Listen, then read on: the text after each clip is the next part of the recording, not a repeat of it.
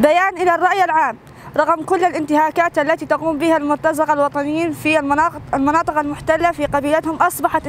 انتهاكاتهم تخطى الأعراف والقوانين الدولية وحقوق الإنسان من خطف وإسراء وانتهاكات الأعراض وقتل وتنكيل وقطع الأشجار وأخرى. كانت انتهاكات تمثيل بجثث الشهداء في سريكانيا، حيث جعلوا من مزار الشهداء هناك ساحات للتدريب وصورها بالأرض، وعلموه أن القائد 113 في بيان القانون الدولي الإنساني واتفاقية لاهاي 1907 واتفاق جنيف الإضافية، والتي اعتبرت الاعتداء على الموتى والتمثيل بجثثهم جريمة اعتداء على كرامة الإنسان، ويعاقب علينا النظام السياسي للمحكمة الجنائية الدولية. فنحن كمجلس المرأة لعوائل الشهداء في شمال وشرق سوريا نندد بشدة هذه الممارسات المنافية للأخلاق والبعيدة عن الإنسانية، ونادي المنظمات الحقوقية والقانونية الدولية بالتدخل لوقوف تلك الانتهاكات التي تحصل أمام نظر العالم، وتلك المنظمات ومن ضمنهم الضامنين الروسيين والأمريكيين، حيث يتلامسون تلك الممارسات وتحصل أمام نظارهم ودون أن يتدخل أو تنديد. لهذا فصمتهم يعطي المرتزقة المتوحشون الشرعيين بفعل تلك الأعمال